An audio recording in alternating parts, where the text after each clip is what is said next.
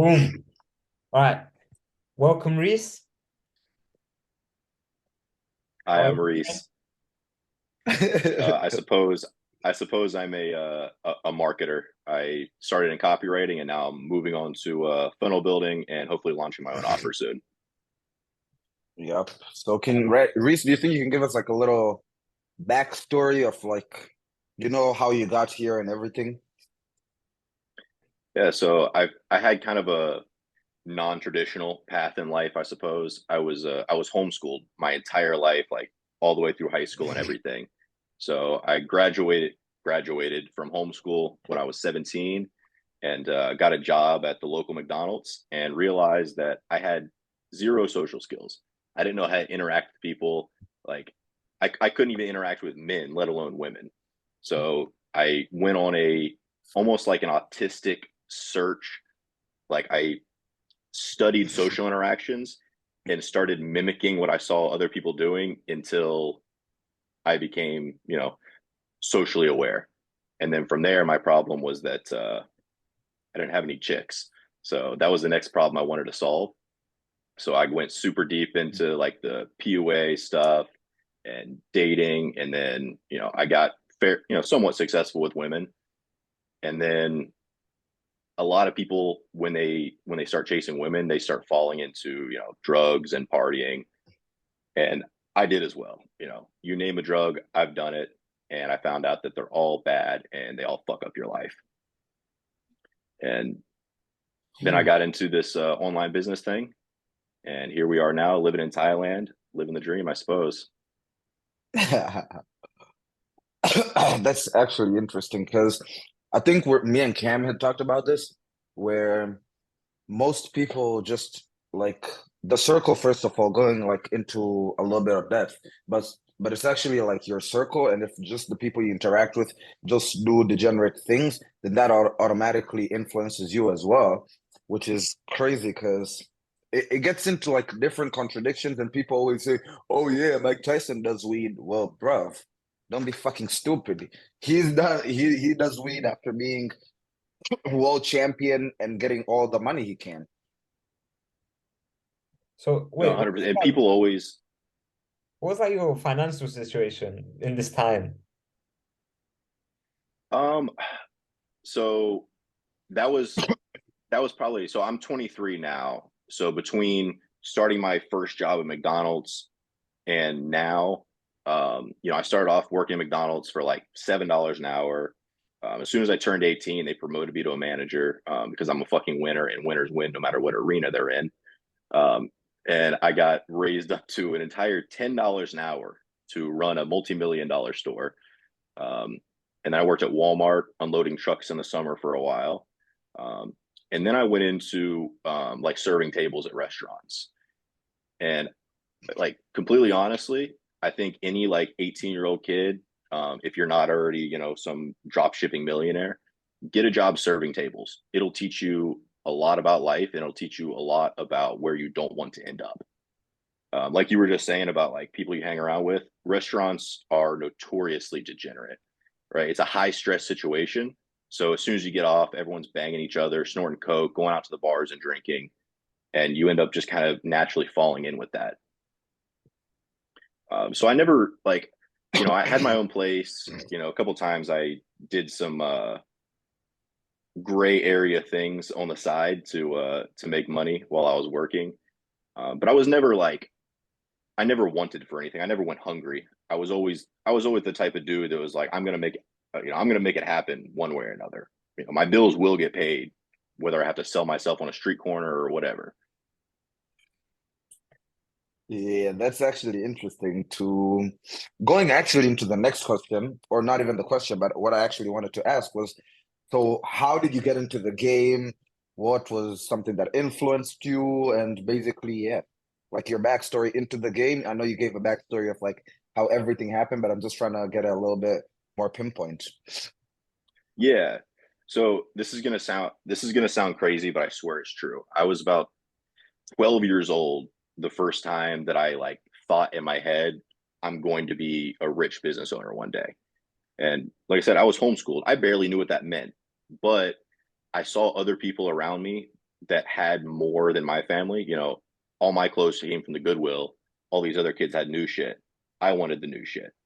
So I knew that there was, I always knew that there was more to life.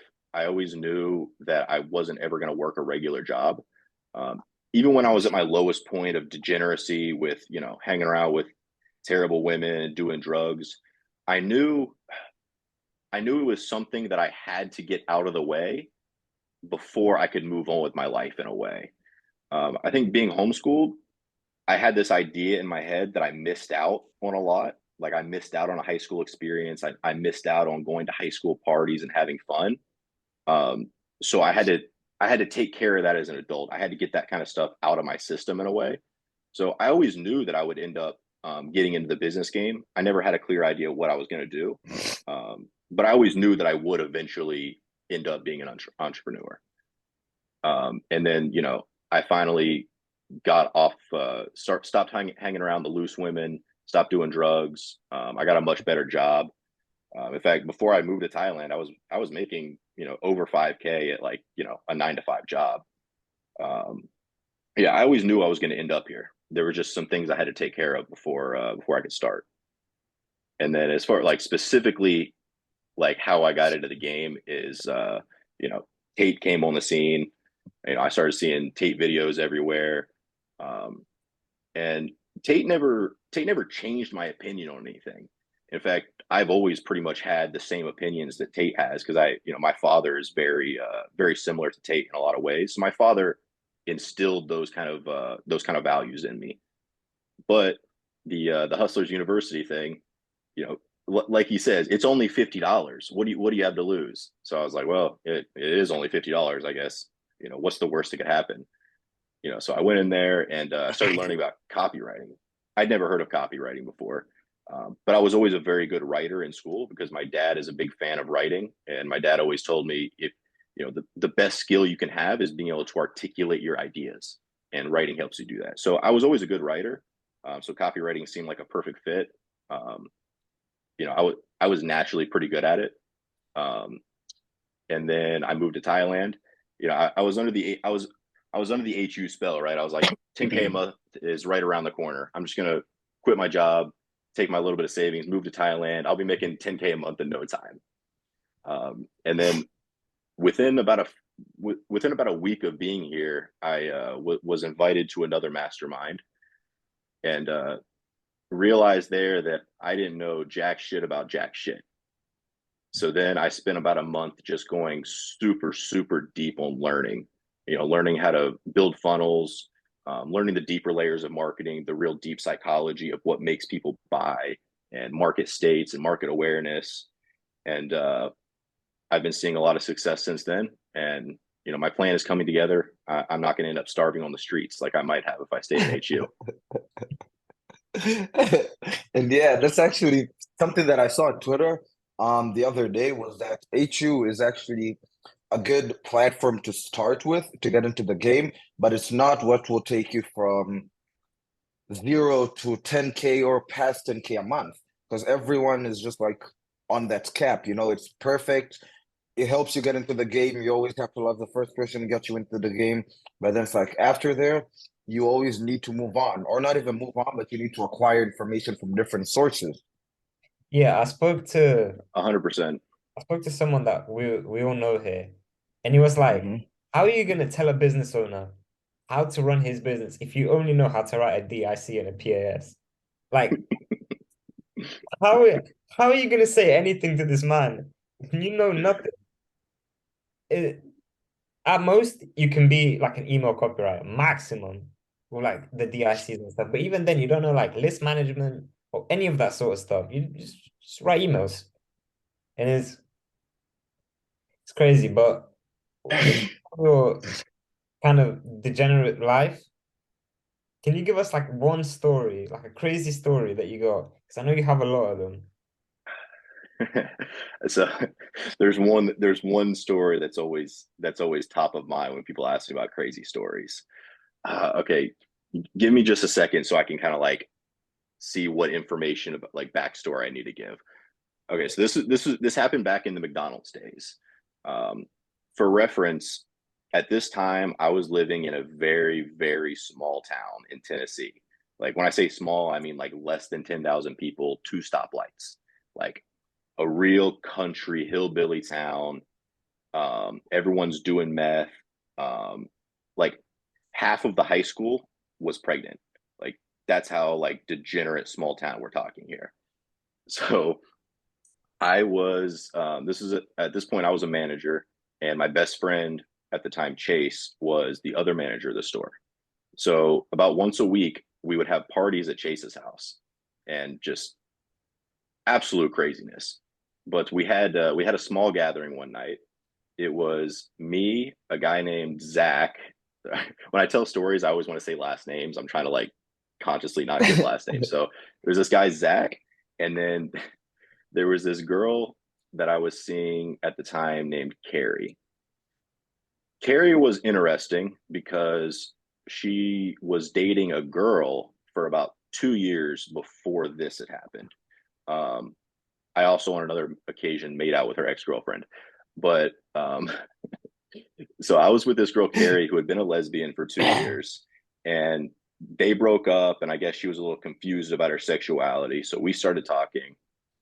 Me, her, and Zach end up over at Chase's place that night. We get absolutely disgustingly hammered. You know, me and Carrie end up hooking up. Next morning, I wake up. I'm in an attic on a mattress on the floor with no sheets. I'm surrounded by it was in like the attic, so I'm surrounded by like storage and old kids' toys. Like I was like, what is? Where am I? I see Carrie laying on the bed naked.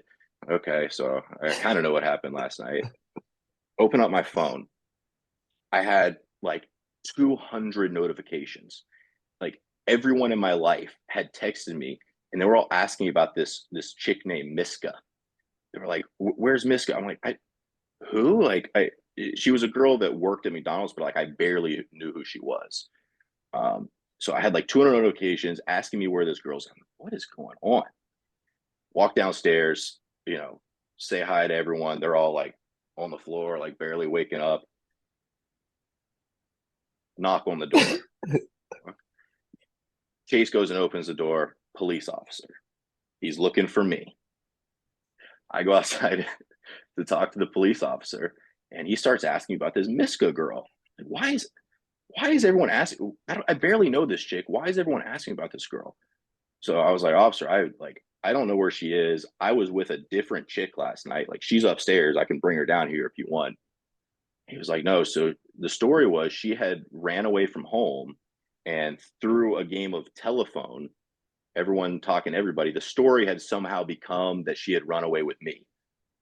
So I tell this cop, I'm like, look, I have her on Snapchat. You want me to like text her and see if we can like, see if I can like get her to meet up with me or something? He's like, yeah, okay, cool. So I start texting this girl on Snapchat, and I get her to agree to meet with me at the park. So this cop's like, all right, let's go. He hops in the passenger seat of my car, and we start driving to the park. We get about 100 feet away.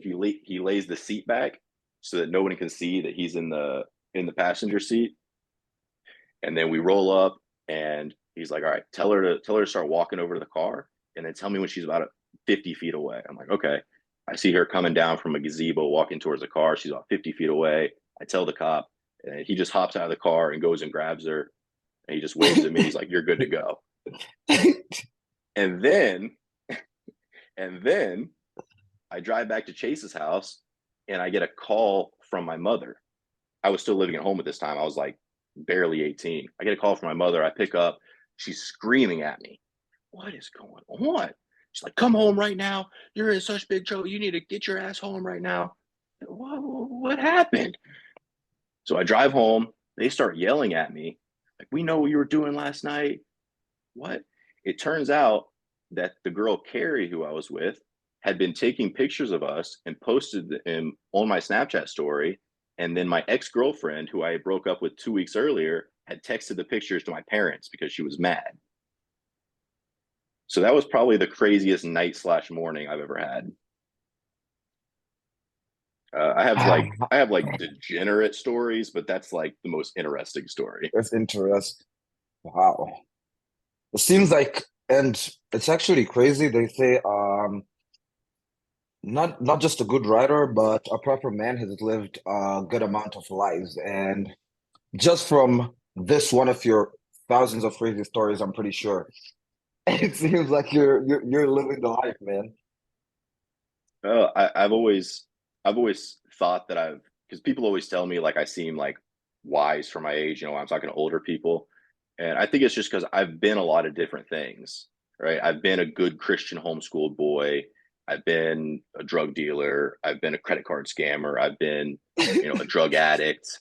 I've been a marketer. I've been a lot of different things, and I've hung around a lot of different groups of people.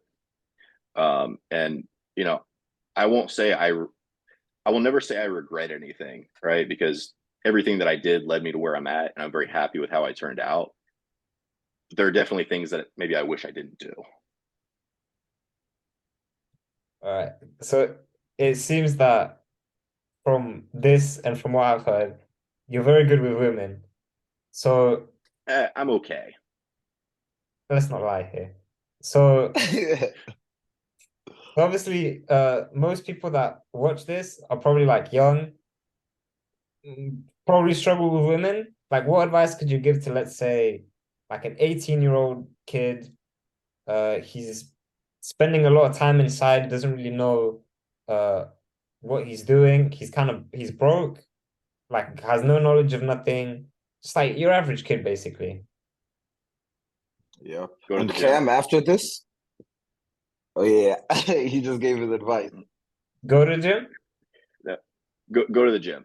Look, like last night I responded to this tweet and I was like I said that fitness is the bedrock of masculinity, and of course I've got like 30 people I mentioned telling me that I'm an idiot, but it really is. Fitness is the base of everything, right? The day I turned 16, I went to the DMV to get my driver's license, and then I went home, and then I drove to the gym and bought a membership the same day. You know, I've always been into fitness. It's kept me on track. Even in my darkest times, even when I was waking up hungover with a bloody nose from the coke, I still got my protein in. I still got to the gym. It kept me structured when nothing else was structured in my life. It's always been the one thing that kept me on track. And you know, the worst things I've ever done in my life, the most hurt that I've caused to other people, has been in times when I wasn't consistently in the gym. Right? It makes you a strong man. It gives you a strong mind. Absolutely. And actually, since I recently learned that Cam is more interacting with women, Cam, what would be your advice? Because we have everyone in here, but I know you guys, I'd say you guys are the experts when it comes to this. Literally, it's the same. It's just hit the gym and be yourself. Like I see too many boys who are trying to either slide into girls' DMs or they're just trying to get to know a girl and they're just not themselves. They try and be someone who they're not. And they're like, for me, I can just go up to a girl and be like just be like stupid, and they'll still like they'll fuck with me. Like it's just another thing. Like look, you have to like match their energy. Like the more you do it, the more you'll recognize it. But like different girls act differently. So let's say there's a quiet girl, you're going to be a lot more like soft, a lot more like just kinder. But if you're with a girl who's an extrovert, then you can just be loud, you can swear at her, you can do anything. Um, so yeah, just be confident, know how they feel and like through energies, and just be yourself really.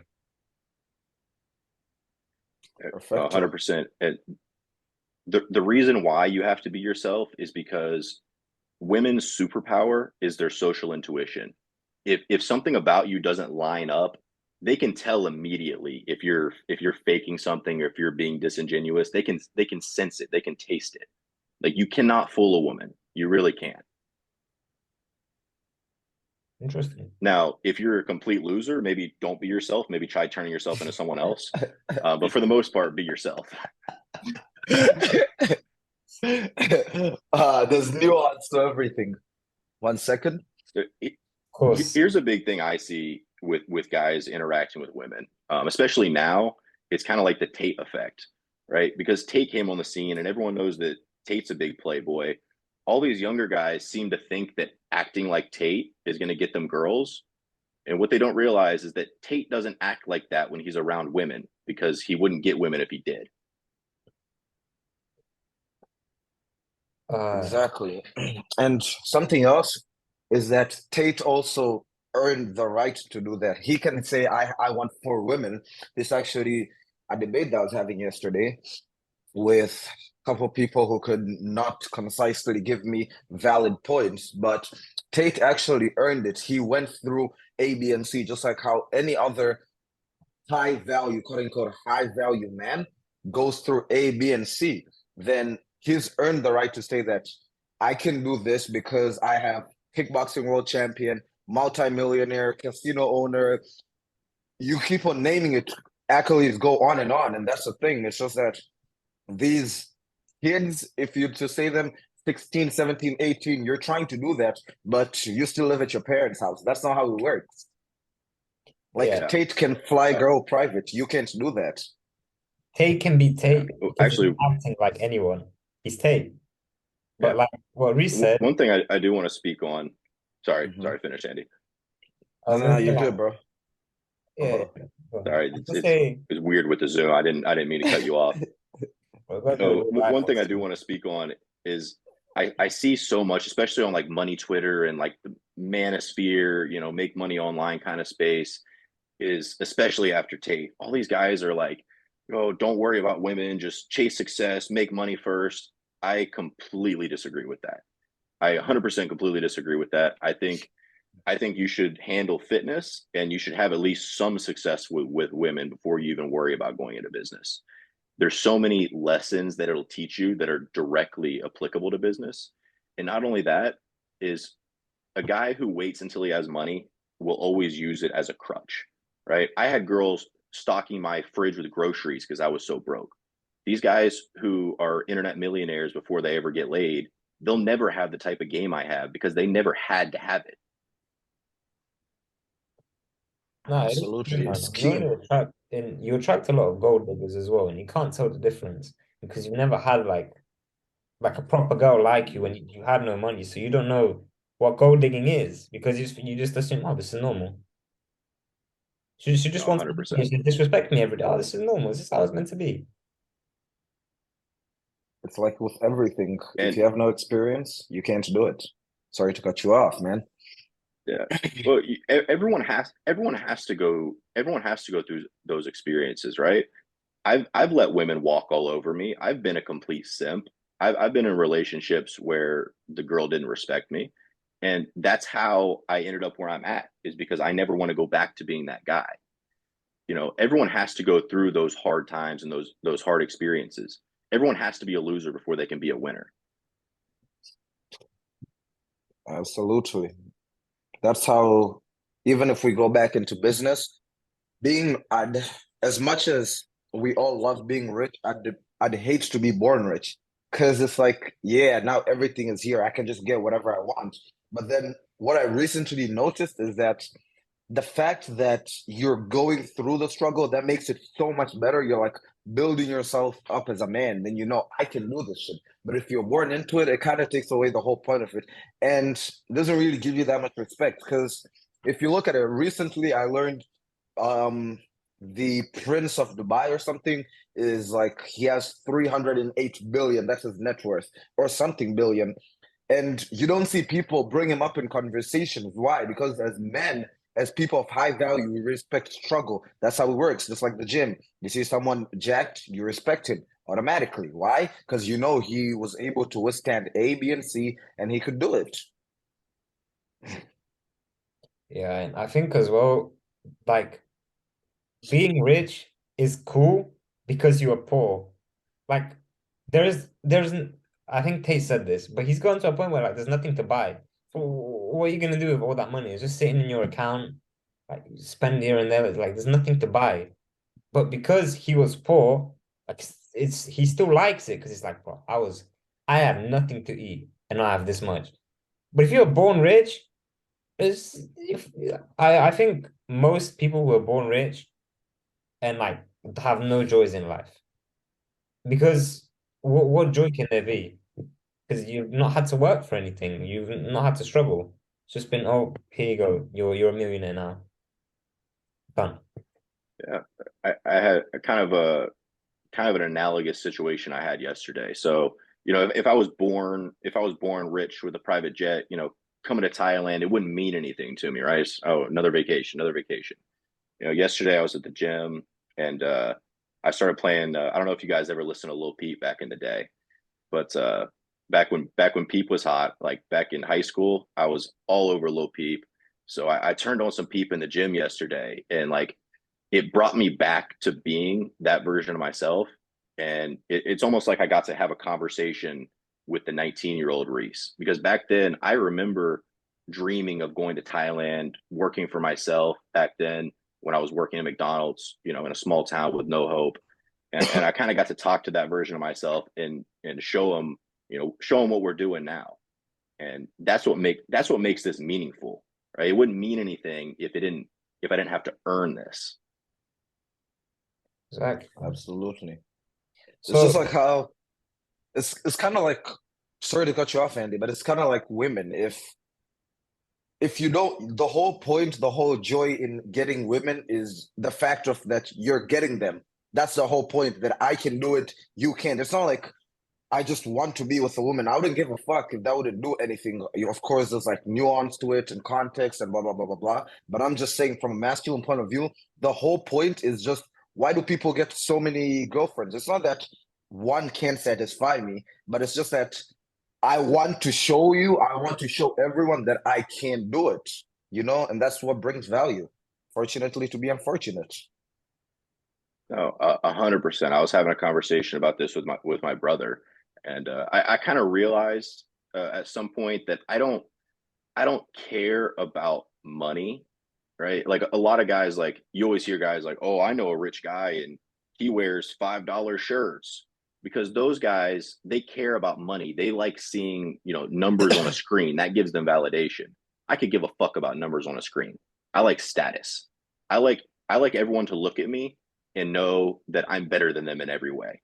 What are you going to say to me? What are you going to say to me? I'm more jacked than you. I have more money than you, and my bitch is hotter. That's what we're all striving for, really, to prove everybody else that we're better than them. And it sounds really like it sounds bad to say it out loud, but that's the God's honest truth, right? Exactly. Like It's the I heard game. Tate say, I heard Tate say, and he's 100% spot on. He's like, look, as men, we could sleep on a mattress on a floor in a shack. We don't give a fuck. Why are we buying designer clothes and watches and giant mansions? It's for girls, and to show everybody else that they can't have it. It's not because we need it. I could sleep in a shack. I don't care. It's a status game. That's what it is.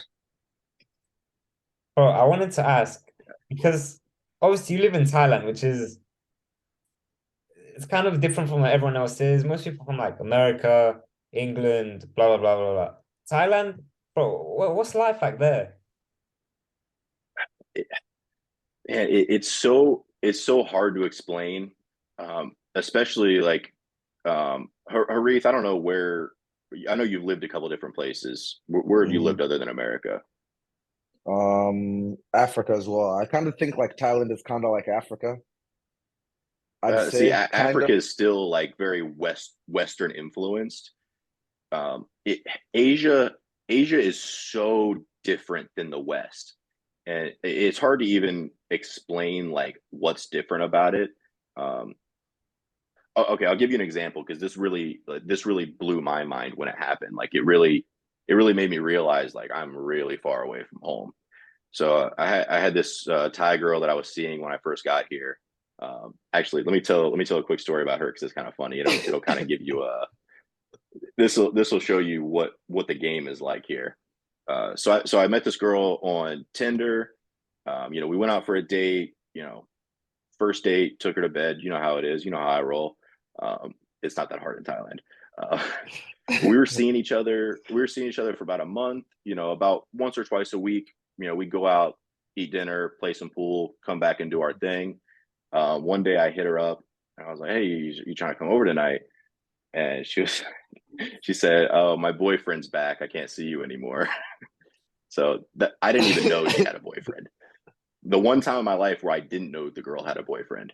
But anyway, one night I was sitting out on the balcony with her, and I was asking her about Buddhism because I don't know anything about Buddhism, and she was asking me about Western religions like Christianity. And through this conversation, she told me that she's never heard of Jesus, she's never heard of the Bible. She was taught in school that Christians call their god Zeus, and that conversation just I remember her leaving that night, and I was just sitting there. I was like, what? Like, I'd never met anybody who had absolutely no exposure to the West or Western culture. And it shows in a lot of like the attitudes. Again, it's hard to explain. You really have to be here to like feel the vibe. But it's very, very different from the West, in a good way, in a good way. But past that, Thailand is very, it's tropical. So it's very hot, beaches, it's beautiful. Um, it's about 80% hookers, and there's bars and weed shops literally everywhere. Lovely. Interesting. I have to see you in Thailand, bro. That has to be a plan. I think I'm gonna go to Colombia next. Soon? I'm hoping so I fly back to America June 5th, and I'm thinking I might just go to Colombia for like all of July and just kick it down there. So if you want to join me, I'd be down. Say that. Colombia is weird because I don't know anyone there, and from all I know is cartel, drugs, hot women. It's not the 80s That's anymore. all It's I not the know. 80s anymore. That's all I know. I mean, That's what you're fed to see. That's what you're shown, at least. I can't find anything else though. Like that, if I like Google it or something, that's all there is. I'm like, okay, fine. I mean, again, I haven't been there yet, but from what I've heard, it's not like Colombian. It's not Pablo Escobar's Colombia anymore, right? It's a lot more prosperous. It's a lot safer. Of course, you still got to be careful. You can't be walking around in the wrong place at night, but you can't do that in America either, right? Before I came here, I was working private security in America, downtown Nashville. I was like real security. I had a gun, bulletproof vest, everything, and I was working overnight. And the homeless people, I was fighting homeless people every day. The homeless people are stabbing each other. There's guys coming back to the hotel, their face all bloodied up because they got mugged. Like America is not America is not some bastion of safety. It's not like the rest of the world is like a hellhole compared to America. Like in fact, Thailand it is so safe here, dude. You can walk down a dark alley at 3 a.m. No worries in the world. Nothing's gonna happen to you. Like it's crazy. I didn't realize how dangerous America was until I left. And Same I here. know that you live in are you in the UK, Andy? Yeah, but I've Yeah, lived in like other countries as well, like Romania. The interesting thing about Romania, especially if you live in the countryside, is everyone knows each other. Like you know your neighbor knows you, you know everyone. You know the guy at the store, you know fucking everyone. So if anyone robbed you, they're fucked because the whole town is just gonna turn on them. Like they go to the store, I'm not gonna serve you because you robbed that guy. It's like you can't rob anyone. Like nothing bad can happen in a town because everyone knows each other. But when I came to the UK, like the neighbors don't speak to each other, like hardly. Like you hardly interact with your neighbor or anyone around him. Like, what the fuck? This is not what I'm used to. oh, that's what it's like in America, dude. And I didn't realize it until I was here. So out there, I have a balcony, and it's like adjacent to another balcony. Like I'm in a corner here. Um, it's a Russian family. There's a lot of Russians in the area I'm in, so it's a Russian family. And since our balconies are adjacent, we see each other throughout the day. When we'll both be out there having a smoke break at the same time. We don't speak the same language, but we always wave to each other. When their kids see me outside, the kids always wave and hold the door open for me. We don't even speak the same language, and I've had more positive interactions with my Russian neighbors than I've ever had with a neighbor in America. It's crazy. Everyone's like selfish. No one wants to talk to you. It's like it's weird. And especially at the store as well, because this is kind of a big problem in Romania. But if you're like a 10-year-old kid, not even that. You could be like 12, even older, like 16, 14, whatever. It doesn't matter. You could go to a store in Romania, like one of the local ones. It's like, my mom asked me for cigarettes. And because they know your parents, they'll just give it to you. They'll give you alcohol, they'll give you anything. Because they know your parents. So that's what like most kids do. They're just like, oh, my mom asked for a pack of cigarettes. Boom, get the cigarettes done, smoke it. But here, you don't know anyone. Like, I literally, obviously, apart from like people my age, I don't know anyone older than me here, hardly. And in Romania, I used to know everyone. It's Yeah, like here in Thailand, I've got a group of American guys that I know now, but even just being around town, even though it's a large city, it's like a small town feel, right? Like when I walk around the area around where I stay, I go down the road, the massage lady recognizes me and she says hi. The girl at the bar who saw me the other night, she says hi. People know who I am. I've only been here for 2 months. Like it feels more like a small town in a way. And I used to not like that. I used to hate when I would go out in public and people knew who I am, but I'm starting to like it now. I don't like that weird, like faceless, you don't know anybody around you thing. yeah. Cam, obviously, you've lived in the UK most like all your life. Yeah. So, what can you say like to add? I don't know. It's a weird mix for me because right now my neighbors are quite close. Like it's like both my neighbors beside me, they're like really close mates. I know there's two others who are close. It's like they're all in couplets. It's weird, but like I don't know. I don't know if it's just where I live or what, but everyone like talks like it's usually just like a hi or like sometimes I'll go and the kids are playing together and they'll have a chat. But I know like when I'm actually out, like apart from like college and places, like everyone's just got headphones in, dual faces, Yeah, um, scowls, like all of that stuff. But I don't know if it's because it's a lot of older generations here, and they've all been brought up in a typical English family where it's just I don't know, it's just not very nice, and then they've worked all their life, and it's just like all gloomy. But I don't know, everyone just when you're actually out in like town, everyone just seems either really mardy or they're just like crackheads looking for money. That's all I really see. it pisses me off. You go to like school or something, and everyone, I'm not even joking, everyone is sat with AirPods in.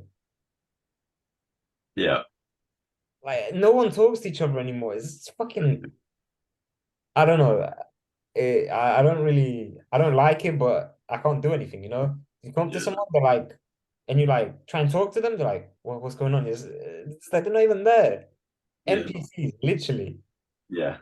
They're like Yeah. robots. And you like if you like in America and for all intents and purposes, the US and the UK are, culturally pretty much the same. So I'm sure they're fairly similar. You go up to someone in public and try to start a conversation, they look at you like you're a fucking weirdo. Yeah, Like I said I have a group of Americans that I met and I got introduced to this group because I was walking down the street in a part of town. I was going around seeing the sights and I saw this dude who stuck out as an American. So I was like, oh yeah, that's an American. I'm gonna go talk to him. Had a conversation, ended up going out all night with him. He brings me into his group of friends. I meet all these people. Now I have all these connections here. That just wouldn't happen in America. I would have walked up to him, said hi. He'd be like, "Oh, what's up?" Put his AirPods back in and keep on walking.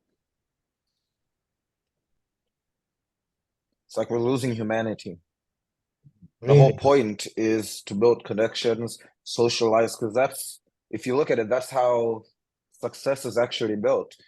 Genghis Khan didn't conquer Earth, or people who go to war, all the rich people, they all just have a connection. They build connections. And the fact that society is more or less taking that away from us right now is completely fucked. Yeah, I mean, none of us would even be here all talking to each other from different parts of the world if someone didn't reach out with a message and be like, "Hey, what's up, bro?" Yeah, exactly. Absolutely. I don't know. I feel like people will just want to be left alone so much that like they just close off everything. They're like, no, I don't want to meet new people. I don't want to talk to you. Like, they don't even give you a chance. They don't even. They're just like, fuck off. Absolutely. And You know, earlier I said that Tate never taught me anything. I'll amend that statement actually, because the one thing that Tate actually did teach me is the power of having a network. I used to be, I'm naturally very introverted, like very, very introverted, plus the homeschooling background. So I was always kind of like a lone wolf type. I'm like, I don't fucking need anybody. I'll do it myself. Um, but Tate really opened my eyes to like, you need other people around you. And now that I'm starting to form connections with other people, it's coming true. Like this client I have right now, we're relaunching his course with a brand new funnel this weekend. I wouldn't even have that deal if Hadi hadn't have reached out to me. And it's only because that I had been talking in the group and he knew that I was a guy who was good on sales calls. So he reached out to me. Now I have money coming in that I never would have had if I hadn't have put myself out there a little bit. exactly, bro. And these things they don't even get taught in school, like social skills. Hardly, hardly. And it's like one of the most important things, like to be social. Humans are social animals. We can talk. We can do what no fucking other animal can. Like talk, like interact with each other. And they don't teach you this shit. They just tell you to like sit in silence on your own desk and write by yourself. What is this? Like, Crazy. it is crazy. But how was kind of the homeschooling? That's interesting. I've never done a single minute of homeschooling. Yeah, people always ask me, they're like, "Oh, like how was homeschooling?" I'm like, "Well, I didn't, I don't know what it's like to go to school, so like it's hard to tell you how was homeschooling because it's the only frame of reference I had. I'll tell you some advantages that I think I gleaned from it. And I only see these advantages in hindsight, right? When I was 16, 17, 18, high school age, I was really mad at my parents for homeschooling me. I felt like they took something from me or that I didn't have what other people had, like I was lacking something. Um, and now on the other side, I realized that it had huge benefits. For one, I wasn't indoctrinated into, like the liberal school system in America. So, those kind of views were never forced on me. But the biggest thing that I think it gave me is it gave me the space to develop my own interests and develop my own personality, right? I think a lot of kids in school, since they're in a social environment, they kind of get almost put into certain like cliques and groups when they're in like elementary school, and then they're kind of stuck with that identity until they graduate, right? They were almost put into a box in a way, whereas I never had any constraints on me. I was able to pursue whatever knowledge and whatever passions I had at the moment and develop my own personality instead of being boxed in by the people around me. But did you go outside much? Like metaphorically or like physically. Like outside your house?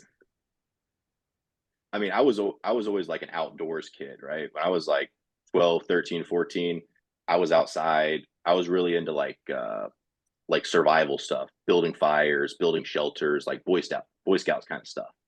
So I kind of grew up like outside in the woods. As far as outside like interacting with other kids, not at all. And that's why I ended up having very stunted social skills when I became an adult, and I kind of had to play catch up. But again, I think that was another advantage, right? Because I was 18 years old. I had no social skills. Nobody knew who I was. I didn't have any friends. So I got to construct my reality in a way at the age of 18 instead of being stuck with the same friends that I'd had since, middle school or whatever, like a lot of people. Um, I got to build my persona into exactly who I wanted to be because I was starting from scratch. Yeah, because from literally everyone I know, like school is the only way to make friends until you get like the internet and shit. And then, you meet other people online. Because this is what's annoying about like being young and like meeting people online. I can't go anywhere. I can't meet anyone. I'm stuck in this one place. It's, and for a couple of years, you know, until I can obviously go. But it's just like, fuck, I want to leave. I don't want to be here anymore. And Now imagine if you're like quite literally stuck at your house for weeks and months on end. that was the That's what growing pandemic. up was like for me. That was the lockdown. I don't think we can say much about lockdown on YouTube, but in England, nobody We'll have to did. transfer over to Rumble for that one. In England, I think I can say this. In England, nobody lockdown just wasn't a thing. Like the stores were closed, but there were still people outside. Like going to a park, there's still people in the parks and shit. Nobody listened. Like it was just so weird to sit inside for so long, to be forced to sit in your house. This invisible thing you Yeah. can't touch, you can't nothing. What the fuck? I was very lucky. Well, I say lucky, maybe lucky, maybe not. But during the initial lockdown for the thing that was going around when it first started, I was working in a restaurant at the time, so I was considered what do they call them, like essential workers or whatever. So I was still able to work through the whole thing, and in the town that I was working in at the time, for some reason, I don't know if he was bribing the cops or something, but there was this one bar that was the only bar that was open for like 80-mile radius. So everyone from all of Middle Tennessee would come to this one bar in this tiny town. So I was working, I was going out to that bar all the time. Like nothing changed for me. I was living the same life during the whole lockdown. Yeah, I mean, it I don't know if I can say what I want to say, but it didn't feel very real. Necessary. Yeah, like plus, especially since in England, the guy who ordered the whole lockdown did parties the whole time.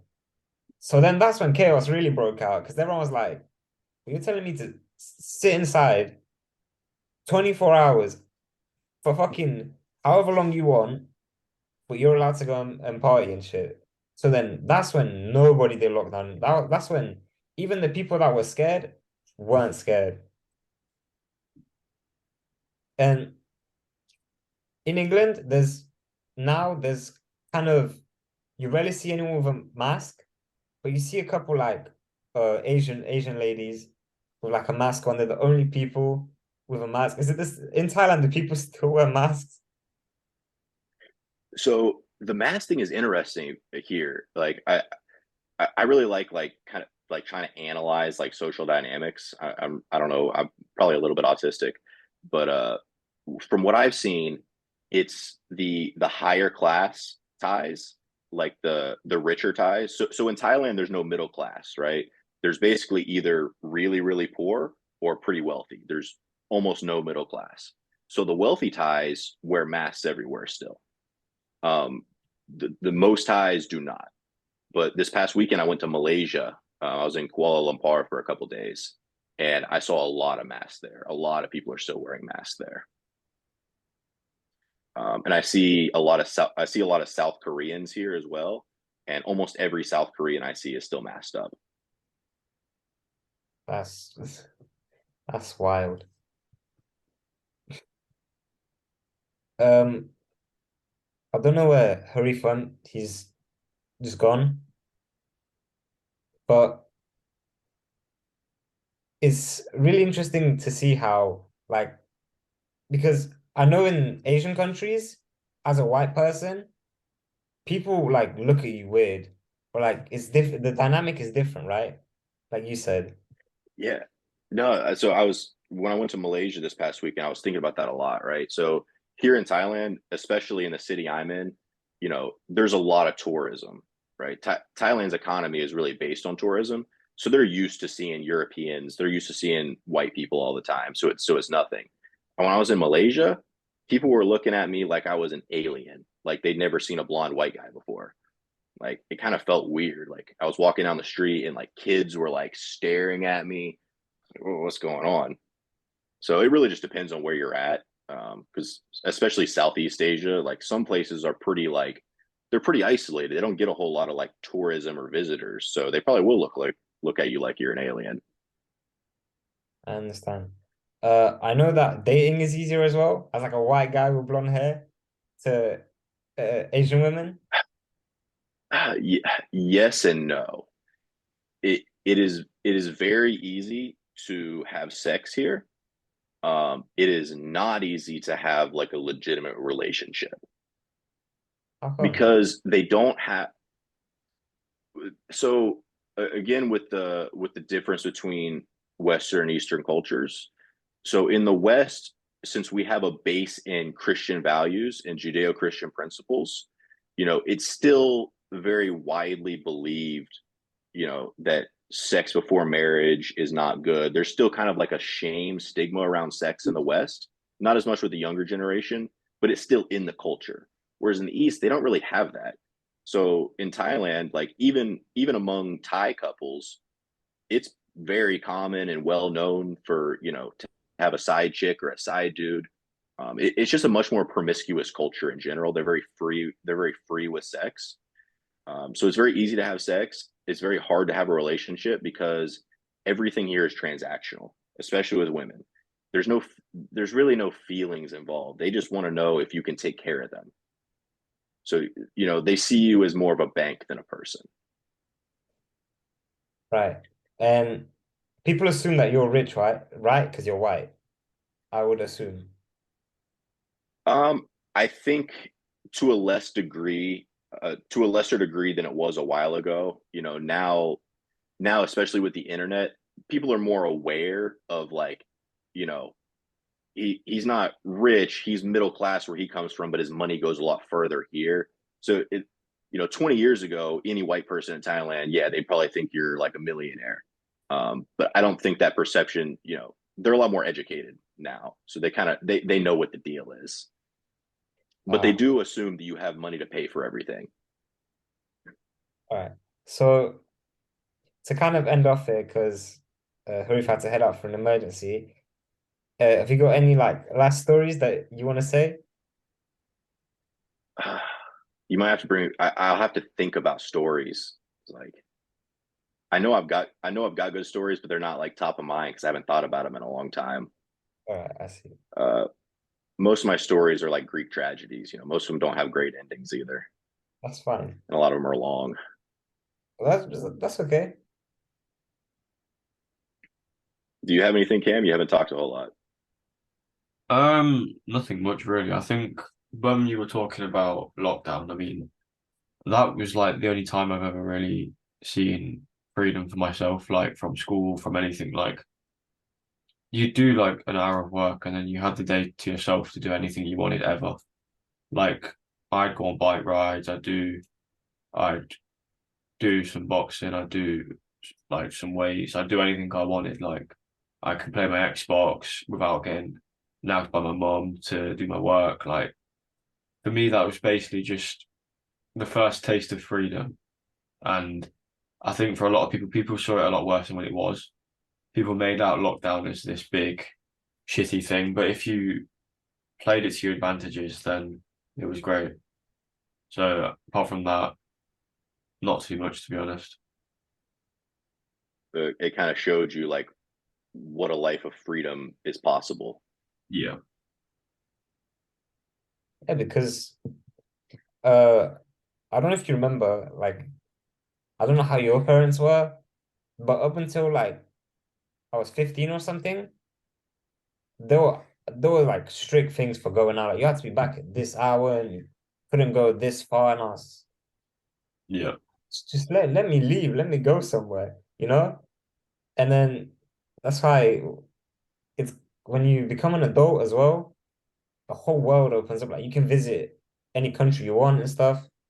And the freedom is, yeah, I'm imagining it's gonna be very great because Abs- I'll probably travel very often in the next year. Yeah. Same. I mean, I'm Yeah, just waiting. actually, Go on, sorry. no, you go ahead. I was just working to that kind of stable income that I'm happy at. And then as soon as I've hit it, I'll probably go traveling, work from wherever I want. traveling is amazing, and I was talking to my business partner Hadi about this the other day. Um, I've done a lot better in business since I've been here than when I was back in America. And I think the biggest reason, kind of playing into what you were saying, I think the biggest reason is that when I was back in America, I was working a 9 to 5 job, and I had a little other like a physical business cleaning pools on the side, but I was living a very normal life, doing normal things. It was very hard to conceptualize the vision. It was very hard to see the vision that I wanted when my life was so mundane. But being out here in Thailand, living kind of like the digital nomad life where I am able to kind of do what I want and work when I want, it's a lot easier to see the vision. And, you know, I'm sure you guys know as well as I do that nothing can become real in reality until it's truly real in your mind. Yeah. Because your mind literally is, I'll associate this to something else, but your mind is the only thing that can feel pain. Your muscles don't feel the pain, your nerves don't, it's your brain. And people even have diseases where they literally cannot feel pain. So your brain controls so much more than like you think. And even like Stephen Hawking said this, or whoever, like your brain is I don't remember what he said. It was like extraterrestrial or something like that. It can control things and it can do so much more than what you think it can. But because you're kind of stuck in this mundane life, like when, let's say, an average American gets born, goes to school, goes to the middle school, high school, whatever, university, gets a wife, like his life is already set out for him. Like there isn't not much thinking, but there's so much more that can be done. And if you can't master your own mind, then you can't really do much else. Totally agree. When I was younger, I used to hate, there'd be like the biz op guys and the make money online guys. And even if you buy a course, it's all mindset. I was like, why are you telling me about mindset? Like, tell me what to do. What are the things that I need to do to make money? And now I realize that mindset really is 95% of it. Once you become rich in your mind, then it's just a matter of time until you become rich in reality. And the same thing with anything, right? Once you once you link your identity to something, it becomes real, right? So when I was 16, I linked my identity to how much muscle I had, that my self-worth was attached to how jacked I was. So I got jacked. And then I linked my identity to, how many girls I had on my phone and how many girls I was sleeping with. And that's what my identity was linked to, which is not a good thing. But the result was that I got girls. Now I'm linking my identity to how much money I make and how good I do in business. So I know that it will become real because that's what is in my mind. Exactly. It's you can't really explain this sort of stuff to the normal person because you look like a nuthead. You look weird. Like, what the fuck Yeah, are no, you talking about? 100%. How is your brain gonna affect? But it's like a real thing, and you know it's true. You can feel that it's true. But you can't explain it. When you study people who are very successful in anything, whether it's athletes or in business, studying billionaires. I just got done reading the book Shoe Dog by Phil Knight. He's a multi-billionaire founder of Nike. Great book, highly recommend. But the one trait, you can't link it. It's not height. It's not how good looking you are. None of those affect it. The one thing that all winners have in common is a completely irrational self belief, and that all stems from your mindset. And this self-belief gets like shut down by like most people that you know. Like you tell your parents, "Oh, I'm gonna make this amount of money and I'm gonna go live in fucking Colombia." Whoa, that's not really possible because this, because that, and and this, and it's like, just let me have it. Let me at least have it in my mind. But even that gets attacked by like anyone you tell it to. So most people just keep it a secret, like don't tell anyone. Even that doesn't really work because it's not real if it's just to yourself. Bro, Um, when I before I came over here, like I said, I was making like 5K a month at my 9 to 5 job, which is, that's a pretty good income for a 23-year-old with no college degree. There's people coming out of college who don't even make that. So when I was telling people in my life that I'm quitting my job to go to Thailand and start an internet business, no, like everyone thought I was insane, and they probably still do. And people just think they don't even, they can't comprehend why you would do something. It's like they think you're ruining your life somehow. But everyone's crazy until they make it happen. Exactly. Like, I don't think there's any rich person that said, okay, I'm gonna do this crazy thing. Or no, or that did something crazy and didn't think about it, didn't imagine it, didn't even dream about it, never told anyone, it just magically happened. They just were just doing their thing and then it just boom. That doesn't happen. All right. I I think we think. can. Oh no, you want to say something? Oh no, I lost it. Go ahead. All right. Uh, I think we can wrap up. It's been a good hour or so. Unless you have like anything else you want to say, maybe a story came up. No, no, we'll leave it there for now. All right. It was very nice having you on, Reece. Apologies Thank on you guys for behalf having of me. apologies on behalf of Harif for disappearing. But yeah, man, hope to see you come on a different time. Maybe after you built your empire, your marketing empire, and conquered Thailand. And we'll all meet up in Thailand soon, boys. Sounds good.